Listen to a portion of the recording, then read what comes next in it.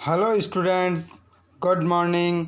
Welcome to JI online classes. Students, आज 31 जुलाई 2020 को हम फिर आपके सामने मोस्ट करंट अफेयर्स के कुछ सवाल लेकर हाजिर हुए हैं। स्टूडेंट्स, सभी से व्यूअर्स से आग्रह है कि वो वीडियो को पूरा वॉच करें और जो नए व्यूअर्स हैं वो एक बार चैनल को सब्सक्राइब कर लें। वीडियो आपको किस प्रकार का लगा लाइक कीजिए, शेयर कीजिए। तो स्टूडेंट्स, आज बात करते हैं आज के पहले सवाल की। तो देखो, हाल ही में किस भारतीय मूल की महिला को यूएन चीफ ने सलाहकार समूह में शामिल किया है? जो संयुक्त राष्ट्र के जो चीफ हैं, महासचिव हैं, उन्होंने अपने सलाहकार समूह यानी एडवाइजरी ग्रुप में शामिल किया है। ये ऑप्शन है अर्चना सोरेंग, बी गीता त्रिपाठी, सी अंजलि देवगन और डी निशा ओझा। अर्चना सोरेंग, गीता त्रिपाठी, अंजलि देवगन, निशा ओझा। तो स्टूडेंट्स, इनमें से क्या होगा? तो स्टूडेंट्स, इसका राइट आंसर हो जाएगा अर्चना सोरेंग। देखो स्टूडेंट, भारतीय मूल की महिला जो अर्चना सोरेंग है, उनको संयुक्त राष्ट्र महासचिव कौन है? एंटोनियो गुटेरेस है। उन्होंने अपने जो एडवाइजरी ग्रुप है, नए जो सलाहकार समूह है, उसमें शामिल किया गया है। किसे? अर्चना सोरेंग को। स्टूडेंट्स, तो ये भी ध्यान रखना, यूएन जो चीफ है, यूएन जो महासचिव है, उनका क्या नाम है? Antonio Guterres. नेक्स्ट क्वेश्चन पे चलते हैं स्टूडेंट्स। सेकंड क्वेश्चन है, हाल ही में कौन पेटीएम मनी के नए सीईओ बने हैं? स्टूडेंट्स, सीईओ, कंपनी के सीईओ कौन बने हैं पेटीएम मनी के? अजय मेहता, दिनेश गौतम, राजपाल सिन्हा, वरुण श्रीधर। तो स्टूडेंट कौन है? अजय मेहता, दिनेश गौतम, राजपाल सिन्हा, वरुण श्रीधर। तो स्टूडेंट्स, इस क्वेश्चन का आंसर हो जाएगा, अभी पेटीएम मनी के नए सीईओ बने हैं वरुण श्रीधर। कौन बने हैं स्टूडेंट्स? वरुण श्रीधर बने हैं। ऑनलाइन जो निवेश और धन प्रबंधन से संबंधित जो प्लेटफॉर्म पेटीएम मनी है, उसके वरुण श्रीधर को अपना नया सीईओ नियुक्त किया है। और वो किसकी जगह लेंगे? प्रवीण जाधव की जगह लेंगे। पहले सीईओ कौन थे? प्रवीण जाधव। स्टूडेंट्स, इसी के साथ अगले क्वेश्चन की ओर चलते हैं। किस बीमा कंपनी ने किसानों के लिए बहुत ज़रूरी है नामक अभियान शुरू किया? कौन सा अभियान शुरू किया स्टूडेंट्स? बहुत ज़रूरी है। तो ये क्या है? देखो स्टूडेंट, मैं एक बार बता देता हूँ। ये बहुत ज़रूरी है, ये एक कंपेनियन है, अभियान है। ये किसानों को अपनी फसल बीमा के प्रति जागरूक बनाने के लिए चलाया गया है। और ये कहाँ चला गया है? महाराष्ट्र और कर्नाटक के अंदर चलाया गया है। तो किसने चलाया है? मैक्स लाइफ ने, भारतीय एक्सा ने, एसबीआई लाइफ ने या पीएनबी मेट लाइफ ने? मैक्स लाइफ, देखो इंश्योरेंस कंपनी कौन सी है? मैक्स लाइफ, भारतीय एक्सा, एसबीआई लाइफ या पीएनबी मेट लाइफ? तो स्टूडेंट्स, कर्नाटक और महाराष्ट्र के अंदर ये कैंपेन चलाया है भारतीय एक्सा इंश्योरेंस कंपनी ने। तो ये ध्यान रखना स्टूडेंट्स, इसका आंसर क्या हो जाएगा? बी भारतीय एक्सा हो जाएगा। इसी के साथ अगले क्वेश्चन पे चलते हैं। नेशनल ग्रीन ट्रिब्यूनल जो संस्था है, नेशनल ग्रीन ट्रिब्यूनल के अनुसार कितने प्रतिशत भूमिगत जल का उपयोग उद्योग जगत द्वारा किया जाता है? यानी उद्योग जगत के लिए कितने प्रतिशत भूमिगत जल का उपयोग किया जाता है स्टूडेंट्स? तो ए ऑप्शन 5%, बी ऑप्शन है 6%, सी ऑप्शन है 7% और डी है 8%। यानी कि 5, 6, 7 और 8% में स्टूडेंट कितने प्रतिशत किया जाता है? तो स्टूडेंट्स, उद्योग जगत के लिए ये नेशनल ग्रीन ट्रिब्यूनल की रिपोर्ट के अनुसार 5% उद्योग जगत में ये भूमिगत जल का उपयोग किया जाता है। और किसानों के लिए स्टूडेंट्स किया जाता है 89%। यानी किसान खेती के लिए कितना किया जाता है? 89%। और 5% उद्योग जगत के लिए। और स्टूडेंट्स, जो 6% अपने पास बच जाता है वो घरेलू कार्यों में उपयोग आता है। स्टूडेंट्स, जो भूमिगत जल है वो घरेलू में कितना आता है? 6%। किसानों के लिए, खेती के लिए 89% और 5% इंडस्ट्रियल के लिए यानी उद्योग जगत के लिए। इसी के साथ अगले क्वेश्चन की ओर चलते हैं स्टूडेंट्स।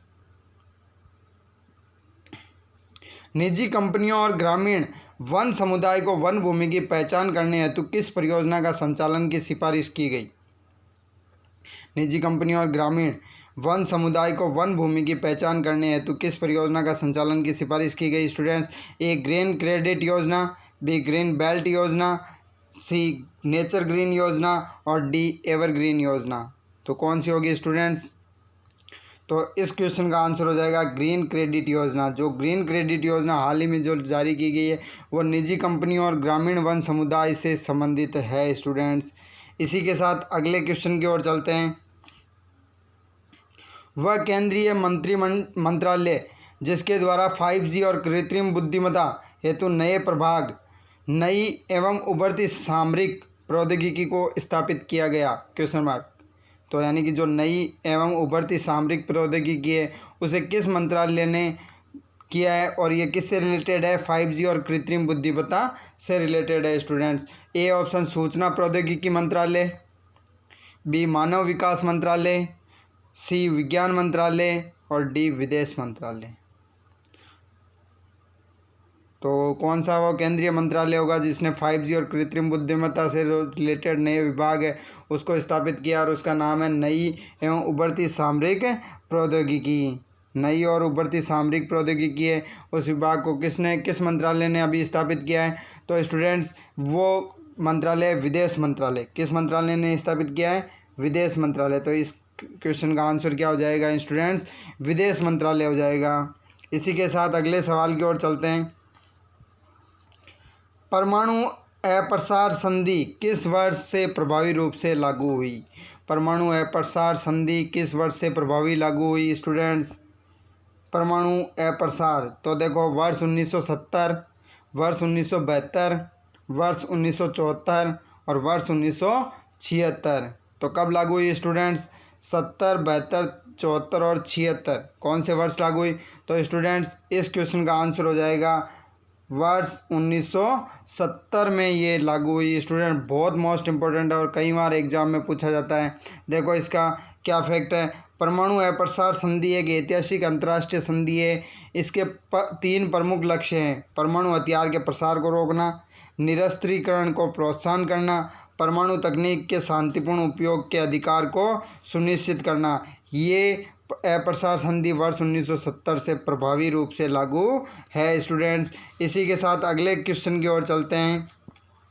तो देखो अगला है, विधि और न्याय मंत्रालय द्वारा हाल ही में किस देश को भारत का वैयक्तिकारी राज्य क्षेत्र घोषित किया गया है? यानी वह कौन सा देश है जिसे भारत का वैयक्तिकारी राज्य क्षेत्र घोषित किया गया है और किस द्वारा किया गया है? विधि एवं न्याय मंत्रालय द्वारा। विधि और न्याय मंत्रालय द्वारा अपने घोषित किया गया।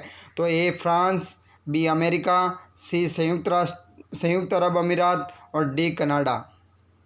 फ्रांस, अमेरिका, संयुक्त अरब अमीरात और कनाडा। तो स्टूडेंट्स कौन सा हो जाएगा इसका आंसर? तो इसका आंसर हो जाएगा स्टूडेंट्स संयुक्त अरब अमीरात को किया गया है, भारत का वैयक्तिकारी राज्य क्षेत्र घोषित किया गया है। इसी के साथ अगले क्वेश्चन की ओर चलते हैं स्टूडेंट। वह देश जहां भारतीय आर्थिक एवं तकनीकी सहयोग द्वारा समुद्री अनुसंधान समन्वय केंद्र स्थापित किया गया है। वह देश जहां भारतीय आर्थिकी और तकनीकी सहयोग द्वारा समुद्री अनुसंधान समन्वय केंद्र स्थापित किया गया है स्टूडेंट्स। कौन सा केंद्र है? अनुसंधान समन्वय। A Malaysia, B Sri Lanka, C Singapore और डी बांग्लादेश। तो किसे किया गया है? Malaysia, Sri Lanka, Singapore, Bangladesh.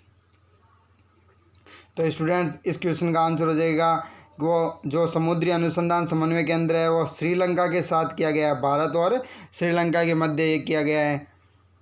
Next अगले सवाल पे चलते हैं स्टूडेंट्स, जो मोस्ट इम्पोर्टेंट और अभी के लिए करंट, कोरोना वायरस का आनुवंशिक पदार्थ है, यानी कि जो जेनेटिक जो पदार्थ कौन सा है, जेनेटिक मैटर क्या है? ए DNA, बी RNA, सी कैप्सिड और D reverse enzyme. Corona virus का आनुवंशिक पदार्थ है student DNA, RNA, capsid, reverse enzyme. तो स्टूडेंट्स क्या हो जाएगा इसका आंसर? इसका आंसर हो जाएगा आरएनए। क्या हो जाएगा स्टूडेंट्स? आरएनए, यानी कोरोना वायरस का आनुवांशिक जो पदार्थ है वो क्या है? आरएनए है। यानी कि यह आरएनए को संक्रमित करता है। अपने जो आरएनए जो राइबोन्यूक्लिक अम्ल है उसको यह डिफेक्ट करता है स्टूडेंट्स, जो अपने जेनेटिक होते हैं। इसी के साथ आज के क्वेश्चन समाप्त होते हैं। स्टूडेंट्स आपको क्वेश्चन किस प्रकार के लगे वो कमेंट बॉक्स में जाके कमेंट कीजिए। वीडियो अच्छा लगा तो लाइक कीजिए, शेयर कीजिए, और जो नए व्यूवर्स हैं वो चैनल पे वो एक बार चैनल को सब्सक्राइब कर लें, जिससे कि आपको नेक्स्ट क्वेश्चन आपको सबसे पहले प्राप्त हो स्टूडेंट्स। और एक बात बता देता हूँ, सब्सक्राइब के किसी को कोई चार्ज नहीं लगता स्टूडेंट्स, तो एक बार सब्सक्राइब प्लीज़ ज़रूर करें। धन्यवाद।